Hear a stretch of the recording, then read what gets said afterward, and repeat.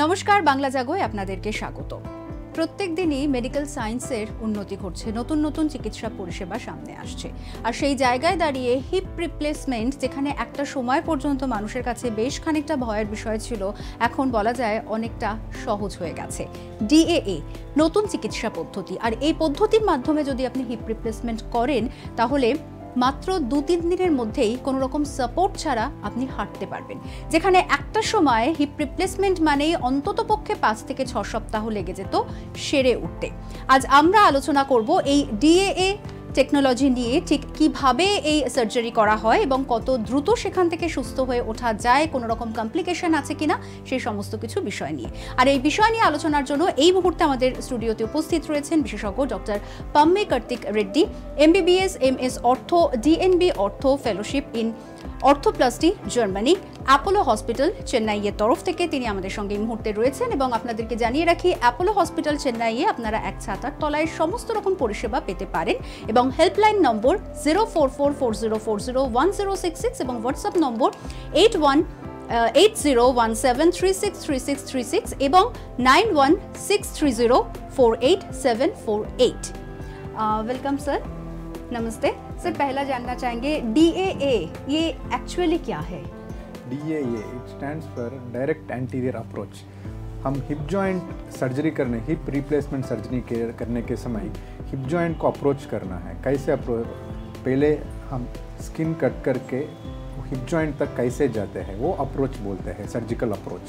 ये direct anterior approach normally traditional approaches है, ये साइड पे जाते हैं, नहीं है तो पीछे से जाते हैं। ये है एंटीरियर मतलब फ्रंट से जाते हैं। तो एडवांटेज है इसमें मजिल कुछ कट नहीं करते हैं, यही main advantage. So that's why it is called direct anterior approach. Okay, तो ये DAA या डायरेक्ट एंटीरियर अप्रोच और कन्वेंशनल जो अप्रोच है, मसल कट नहीं होता आपने बोला, बट डिटेल में थोड़ा बताएंगे हमारे व्यूअर्स के लिए जो एग्जैक्टली डिफरेंस क्या है ये दोनों में? ट्रेडिशनल हिप रिप्लेसमेंट अप्रोचेस में मतलब वो पेशेंट का साइड से कट करके जाते हैं, नहीं है तो थोड़ा पीछे कट करके जाते हैं अंदर। ये अप्रोचेस में मेजर मजिल्स को कट करना ही पड़ते हैं। मेजर मजिल्स को कट करने के बाद फाइनली पूरा सर्जरी होने के बाद वो स्टिच करना पड़ेगा। ये समय क्या होता है, कभी कभी पेशेंट्स को वो मजिल वीकनेस आता है, इमीडिएटली आफ्टर सर्जरी बहुत दर्द होता है और वॉकर या स्टिक पकड़ के ज़्यादा दिन चलना पड़ेगा। ये नया डायरेक्ट एंटीरियर अप्रोच में मजिल्स के बीच में जाते हैं, जेंटली मजिल्स को सेपरेट करके वो इन बिटवीन द मजिल्स जाते हैं। इस वजह से क्या होता है, कुछ एक मजिल भी हम कट नहीं करते हैं। सो एक मजिल भी कट नहीं करेगा तो दर्द तो कुछ नहीं होता है। वो लिम्पिंग प्रॉब्लम, वो ट्रेडिशनल अप्रोचेस में जो प्रॉब्लम्स लाइक लिम्पिंग, रिकवरी थोड़ा स्लो, पेन, ये सब कुछ नहीं होता है। विदाउट एनी सपोर्ट अपना आप 2-3 दिन पे चल सकते हैं, यही बिगेस्ट एडवांटेज, विदाउट पेन। एक बहुत कॉमन क्वेश्चन पेशेंट के तरफ से आते हैं कि कौन सा इम्प्लांट इधर यूज़ होता है? Implant we can use whatever we want. So implant से कुछ मतलब ये सर्जरी है mostly surgical approach technique. So implant किसी का कंपनी भी यूज़ कर सकते हैं। तो हाउ कॉमन इट इज़, मतलब हमारे इधर इंडिया में कितना कॉमन हो गया अभी ये DAA? अभी उतना कॉमन नहीं है बट पॉपुलर हो रहा है अभी। ये USA में और western part of the world में बहुत पॉपुलर हो गए ऑलरेडी, बट इंडिया में अभी पॉपुलर हो रहा है क्योंकि ये सर्जरी के लिए स्पेशल ट्रेनिंग चाहिए। ये डायरेक्टली ऐसा शुरू नहीं कर सकते हैं, तो ट्रेनिंग चाहिए। बट अभी हमारा इंडियन पेशेंट्स का डिमांड भी ज़्यादा हो रहा है, यंग पेशेंट्स को डिमांड ज़्यादा हो रहा है, जल्दी एक्टिव लाइफस्टाइल पे आना चाहते हैं। So they want to get back to activities quickly without pain. So this kind of patients it is a good surgery. मतलब ऐसे बोल सकते हैं कि सक्सेस रेट नॉर्मल अप्रोच से ज़्यादा है? नहीं, ऐसा कुछ नहीं है, ऐसा कुछ नहीं है। सक्सेस रेट है सर्जन स्किल से डिपेंड होता है। ये अप्रोच में एडवांटेज तो डेफिनेटली होता है, मजिल को कुछ कट नहीं करेगा। सो जो थोड़ा कॉम्प्लिकेशंस जो होता है ट्रेडिशनल अप्रोचेस में वो नहीं होता है। और एक और है वो लेग लेंथ डिस्क्रिपेंसी का प्रॉब्लम ज़्यादा ही है ट्रेडिशनल अप्रोचेस में। ये अप्रोच में है वो मिनिमाइज कर सकते हैं।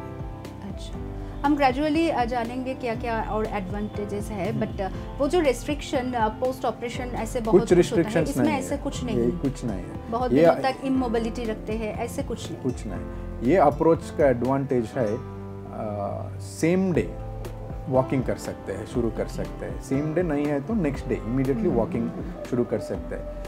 ट्रेडिशनल अप्रोच में हॉस्पिटल एवरेज स्टे जो होता है एक 4 to 7 days ऐसा होता है traditional hip replacement surgery. But direct anterior approach hip replacement surgery पे मैक्सिमम 1 day और 2 days। और ये जल्दी हीलिंग का वजह एक है क्योंकि वो मसल कुछ कट नहीं इसीलिए करेगा, खाली स्किन कट करेगा, उसके बाद मसल्स सेपरेट करके इन बिटवीन द मसल्स जाते हैं। पूरा सर्जरी वो इन बिटवीन मसल्स जाके करते हैं, उसके बाद खाली स्किन तो क्लोज करते हैं बस। सो दर्द कुछ नहीं होता है। So it's a clean surgery. Okay, एक बात जानना चाहेंगे, पोस्ट ऑपरेशन क्या कुछ मतलब कॉम्प्लिकेशन ऐसे कुछ आ सकते हैं? कॉम्प्लिकेशंस है सब सर्जरी, सब अप्रोचेस में जो कॉम्प्लिकेशन नॉर्मल सर्जिकल कॉम्प्लिकेशंस जो होता है वो होता है 1 to 2% होता है। इसमें स्पेशली कॉम्प्लिकेशंस कुछ नहीं है, प्रॉपरली ट्रेन्ड सर्जन करेगा तो कॉम्प्लिकेशन रेट अदर अप्रोचेस जितना है उतना ही है और उससे थोड़ा कम ही है।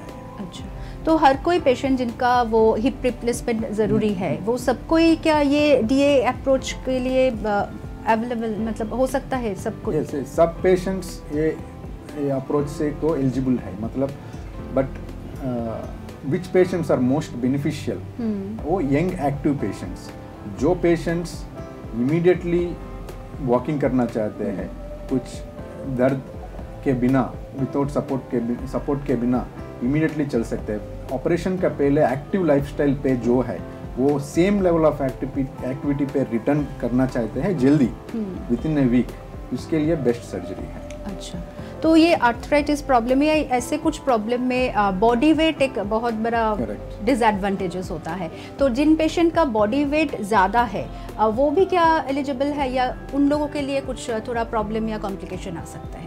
वो भी बॉडी वेट ज़्यादा है तो भी एलिजिबल है। सर्जरी करना है तो हिप जॉइंट डैमेज है तो बॉडी वेट ज़्यादा है तो भी करना ही पड़ेगा। बट ये particular approach young active patients को हम यूजुअली सजेस्ट करते हैं। बट वो जो पेशेंट वेट ज़्यादा है तो भी वो एक्टिव लाइफस्टाइल पे जाना है तो दर्द के बिना इमीडिएटली चलना चाहिए तो ये ज़रूर they are eligible for this surgery. Okay, तो ये सर्जरी के पहले जब वो कंसल्टेशन के लिए आते हैं उस टाइम में क्या क्या टेस्ट वगैरह से गुजरना पड़ता है एक पेशेंट को? वो तो ये सर्जरी के पहले हम बेसिक है एक एक्सरे करते हैं, बेसिक ब्लड टेस्ट जो होता है वो बेसिक ब्लड टेस्ट सर्जरी के लिए जो चाहिए वो करते हैं। और एक और एडवांटेज है इस सर्जरी में, हम ये सर्जरी रोबोटिक के साथ भी कर सकते हैं। अच्छा, मतलब डबल बेनिफिट्स होता है। सो रोबोटिक में क्या होता है, हम इम्प्लांट पोजीशन प्रिसाइजली डालते हैं, मतलब हमको 40 डिग्रीज एंगल पे वो कप ऐसा बैठना है तो एग्जैक्ट परफेक्ट 40 डिग्रीज में कर सकते हैं रोबोटिक में। और जो लेग लेंथ 1 सेंटीमीटर इधर उधर, usually hip replacement hip arthritis patient में क्या होता है, पैर थोड़ा छोटा होता है, 2-3 सेंटीमीटर छोटा होता है, वो तो हम सर्जरी के बाद वो इंक्रीज करना पड़ेगा। कभी कभी क्या होता है ट्रेडिशनल अप्रोचेस में और विदाउट रोबोटिक सर्जरी में 1 सेंटीमीटर कम ही रहते हैं, पेशेंट तो उतना सेटिस्फाइड नहीं होता है। बट ये अप्रोच में ये विथ रोबोटिक में क्या होता है, वो 3 सेंटीमीटर शॉर्ट है तो 3 सेंटीमीटर हम लेंथन कर सकते हैं ऑपरेशन के बाद। सो और मजिल कुछ कट नहीं करते हैं। So direct anterior approach with robotic surgery it's a double beneficial surgery. So एकदम पेशेंट को implant accurate positioning precise position पे डालते हैं और दर्द के बिना वो अच्छे से चल सकते हैं। ओके, पोस्ट ऑपरेशन कैसे टेक केयर लेना चाहिए? कुछ रिस्ट्रिक्शंस नहीं है डायरेक्ट एंटीरियर अप्रोच के बाद, सब कर सकते हैं, नीचे भी बैठ सकते हैं, सब काम कर सकते हैं कुछ रिस्ट्रिक्शंस के बिना। ओके, और ऐसे बहुत सारे दिखा जाता है कि नॉर्मल हिप रिप्लेसमेंट छोड़ के कोई कभी ऐसे कुछ हुआ कि कुछ एक्सीडेंटल केस में हिप रिप्लेसमेंट का ज़रूरत होता है, तो वो जो इंजरी होता है उस टाइम में भी क्या ये डीए अप्रोच कर सकते हैं? यस, एक्सीडेंट केस में भी क्या होता है, हिप जॉइंट को इंजरी होने के बाद वो अच्छा से हील नहीं हुआ तो आर्थराइटिस को जाते हैं। एक बार आर्थराइटिस को जाने के बाद ये पेन मेडिसिन या फिजियोथेरेपी कुछ काम नहीं करेगा। जो टाइम पे पेशेंट को ज़्यादा दर्द होता है, मतलब डे टू डे एक्टिविटीज़ भी नहीं कर पाएगा, मतलब उठना बैठना थोड़ा दूर चलना वो भी मुश्किल जो टाइम पे होता है, वो टाइम पे ऑपरेशन कर सकते हैं। यस, डेफिनेटली ये अप्रोच वो पेशेंट्स को भी कर सकते हैं। और फिजियोथेरेपी इसके बाद भी आपने बोला कि बस हर कुछ ये सर्जिकल जो होता है उसके बाद ये फिजियोथेरेपी का ज़रूरत होता है, बट कितने दिन तक वो लेना चाहिए? एक्चुअली ये अप्रोच के बाद फिजियोथेरेपी का ज़रूरत नहीं है। ये the biggest advantage of this surgery, क्योंकि हम कुछ मजिल कट नहीं करते हैं, कुछ मजिल का वीकनेस नहीं होता है, वो प्रिसाइजली होता है सर्जरी। वो सर्जरी मतलब सपोर्ट के बिना वो चल सकते हैं। खाली हॉस्पिटल के एडमिशन समय 1-2 दिन जो पेशेंट रहते हैं वो टाइम पे पहले वॉकिंग करने के समय फर्स्ट 1 or 2 डेज वो फिजियोथेरेपिस्ट का हेल्प लेते हैं। वंस वो सपोर्ट के बिना जो टाइम पे वो पेशेंट चल पाएगा, वो टाइम पे फिजियोथेरेपी की ज़रूरत नहीं है, क्योंकि रिस्ट्रिक्शंस कुछ नहीं है, कुछ स्पेशल एक्सरसाइज, स्ट्रेंथनिंग एक्सरसाइज वो कुछ नहीं है। वो नॉर्मल उनका डे टू डे काम शुरू कर सकते हैं। अच्छा, वैसे कुछ रिस्ट्रिक्शंस कुछ नहीं। ओके, और एक बात पूछना चाहेंगे कि ऐसे मतलब जैसे आपने बोला कि इम्प्लांट तो हर जगह यूज़ होता है, तो उसका लॉन्जेविटी वो लेके भी थोड़ा अगर आप बोलेंगे, क्योंकि ऐसे कुछ कॉम्प्लिकेशन बहुत 5 साल या 10 साल बाद क्या आ सकते हैं? ठीक, इम्प्लांट लॉन्जेविटी ज़्यादा फैक्टर से डिपेंड होता है। सर्जिकल अप्रोच से हम अच्छा सर्जिकल अप्रोच इंक्लूडिंग रोबोटिक हम प्रिसाइज पोजीशन पे इम्प्लांट डाल सकते हैं। वो एक बार प्रिसाइज पोजीशन पे डालेगा तो वो लॉन्जेविटी इंक्रीज होता है। बट पेशेंट का weight it depends on other factors also, like patient ज़्यादा ओबीस है तो पेशेंट का बोन क्वालिटी उतना अच्छा नहीं है तो, और पेशेंट का एज वो बहुत ज़्यादा है या बहुत कम है, उसका फैक्टर्स पे भी लॉन्जेविटी डिपेंड होता है। बट डायरेक्ट एंटीरियर अप्रोच में हम प्रिसाइज पोजीशन पे इम्प्लांट डाल सकते हैं without limb length discrepancy using robotics. The longevity is increased many years compared to traditional approaches. अच्छा, और मतलब जो पेशेंट थोड़ा एजेड है उसके लिए क्या ये अप्रोच ठीक ठाक है? ये सब पेशेंट्स को यूज़ कर सकते हैं। जो पेशेंट दर्द के बिना इमीडिएटली एक्टिव लाइफस्टाइल पे, उनका जॉब पे इमीडिएटली जाना चाहते हैं, day to day activities immediately करना चाहते हैं, उनको सब पेशेंट्स को कर सकते हैं। एक बात बताइए, अपोलो चेन्नई में उधर मतलब एडवांस जो टेक्नोलॉजी है वो किस हिसाब से जो पेशेंट है वो उसका फैसिलिटी ले पा रहे हैं? मतलब आपका उधर अपोलो चेन्नई में उधर मतलब ये फैसिलिटी कितना अवेलेबल है जो पेशेंट जाते हैं वो सब? या ये फैसिलिटी हमारा पास अवेलेबल है। अपोलो चेन्नई हॉस्पिटल ग्रीम्स रोड पे है। हमको ये ऑपरेशन करने के लिए जो इंस्ट्रूमेंट, स्पेशल इक्विपमेंट चाहिए, स्पेशल इंस्ट्रूमेंट्स चाहिए, वो हमारा पास अवेलेबल है। और इसके लिए एक स्पेशल टेबल भी होता है, उस टेबल यूज़ करेगा तो सर्जरी और आसान हो जाएगा। वो टेबल भी हमारा हॉस्पिटल पे अवेलेबल है। और एक और बेनिफिट है, रोबोटिक भी है। अच्छा, सो सब है। यही latest technology anywhere in the world, wherever you go, this is the advanced technique, advanced technology for a hip replacement surgery. So that we have in our hospital. वो लोग कितना अवेयर है जब आते हैं ऐसे कुछ प्रॉब्लम लेके, देन ऐसे कन्विंस भी तो करना पड़ता है कि ये ट्रीटमेंट से ज़्यादा, मतलब उन लोगों को तो पता नहीं ऐसे एडीए अप्रोच जो कन्वेंशनल अप्रोच छोड़ के बहुत एडवांस्ड कुछ टेक्नोलॉजी है, तो उसके बारे में कितना अवेयरनेस है पेशेंट में? पेशेंट्स को ज़्यादा अवेयरनेस नहीं है। जो पेशेंट्स हमारा पास आ रहा है, हम उनको काउंसलिंग करते हैं, ये अच्छा टेक्निक है, ये टेक्निक यूज़ करेगा तो जल्दी इमीडिएटली चल पाएगा। पेशेंट्स एक्सेप्ट करते हैं, क्योंकि ये टेक्निक से हम कॉस्ट तो कुछ इंक्रीज नहीं कर सकते, कुछ इंक्रीज नहीं है। मतलब जो ट्रेडिशनल अप्रोचेस का कॉस्ट ऑफ सर्जरी जो है ये सेम ही होता है। अच्छा, कुछ हम ज़्यादा चार्ज कुछ नहीं कर रहा है ये एडवांस टेक्निक यूज़ करने के लिए। सो पेशेंट्स कन्विंस हो जाएगा, बट अवेयरनेस तो नहीं है।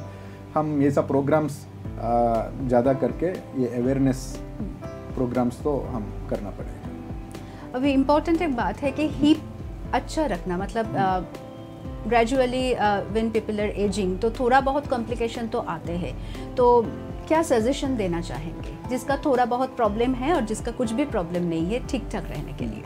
या हिप जॉइंट है या अलग जॉइंट, नी जॉइंट से कंपेयर करने से नी जॉइंट से वेयर एंड टेयर इंडियंस में ज़्यादा होता है बिकॉज ऑफ बॉडी अलाइनमेंट जो होता है और जेनेटिक्स होता है, वो एज ज़्यादा होता ही रहेगा तो नी जॉइंट्स डिजनरेट होता ही रहेगा, बट हिप जॉइंट्स ऐसा नहीं है।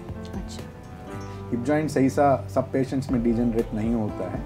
कभी कभी पेशेंट्स को कुछ दूसरे प्रॉब्लम के लिए हम स्टेरॉइड्स यूज़ कर सकते हैं, फॉर एग्जांपल ब्रोंकियल अस्थमा होता है, नहीं है तो इन्फ्लेमेटरी रूमेटॉइड आर्थराइटिस कंडीशन जो होता है, उसके लिए स्टेरॉइड्स यूज़ करने से हिप जॉइंट में अर्ली स्टेज पे प्रॉब्लम आने का चांस होता है।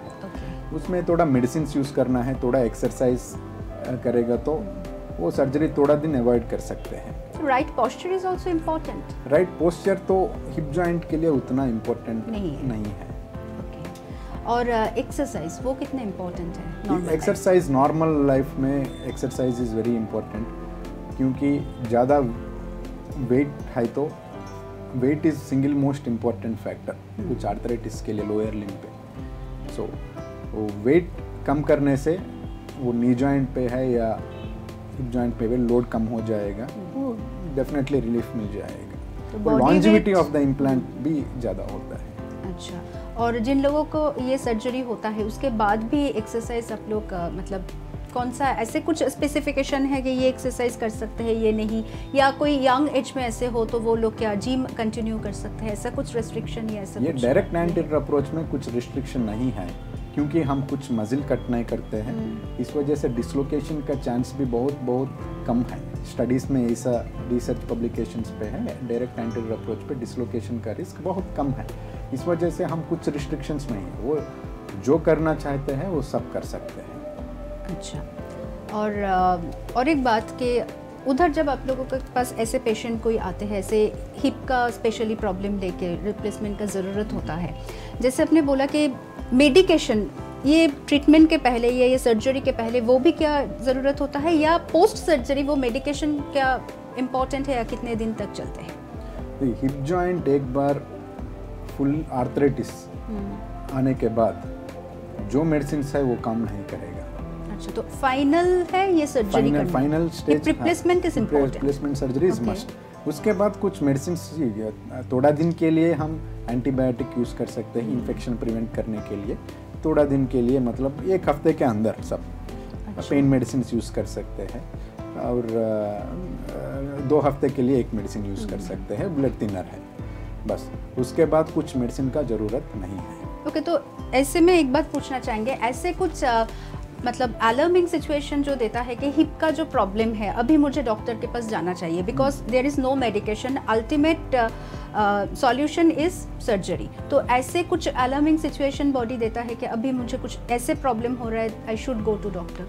या हिप जॉइंट का पेन ज़्यादा होता है नी जॉइंट का पेन से कंपेयर करने से। हिप जॉइंट का पेन में डे टू डे एक्टिविटीज़ में बहुत दिक्कत होता है पेशेंट को। पेशेंट अपना आप वो डॉक्टर के साथ आ जाएगा नॉर्मली, बिकॉज हिप जॉइंट का पेन उठने में प्रॉब्लम होता है, थोड़ा दूर चलने में प्रॉब्लम होता है, नाइट नींद नहीं आता है, वो ज़्यादा प्रॉब्लम्स क्रिएट करता है।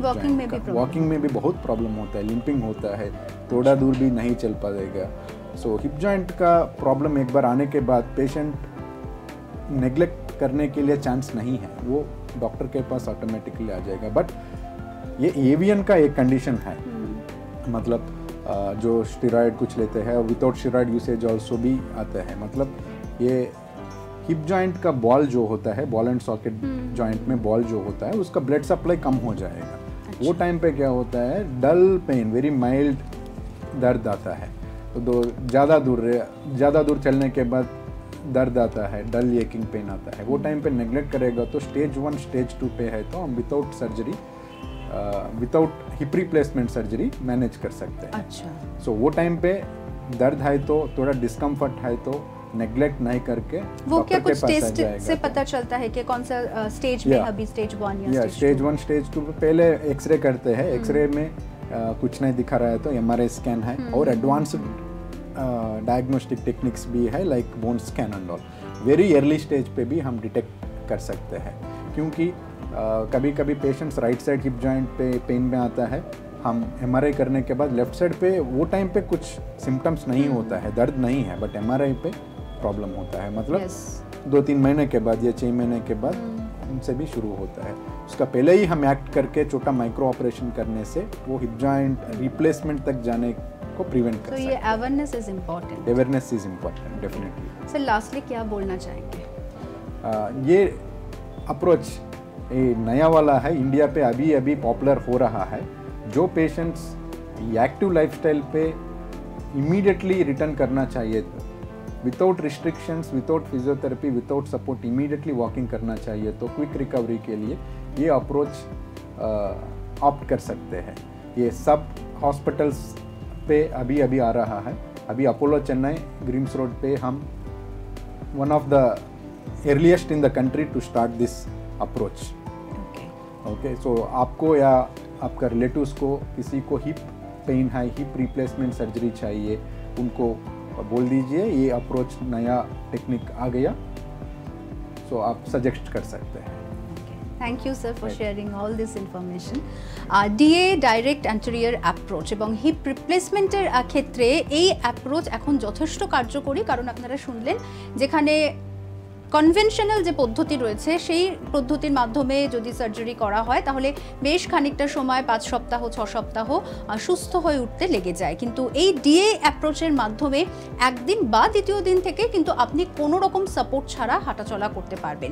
তাই আধুনিক চিকিৎসা পদ্ধতি যেখানে এসেছে সেই জায়গায় দাঁড়িয়ে এই ডিএ অ্যাপ্রোচ আপনারা চেন্নাই অ্যাপোলো হাসপাতালে পেয়ে যাবেন, এবং হিপ রিপ্লেসমেন্টের ক্ষেত্রে তা কিন্তু যথেষ্টই কার্যকরী এবং ধীরে ধীরে তা আমাদের দেশে যথেষ্ট পপুলার হচ্ছে।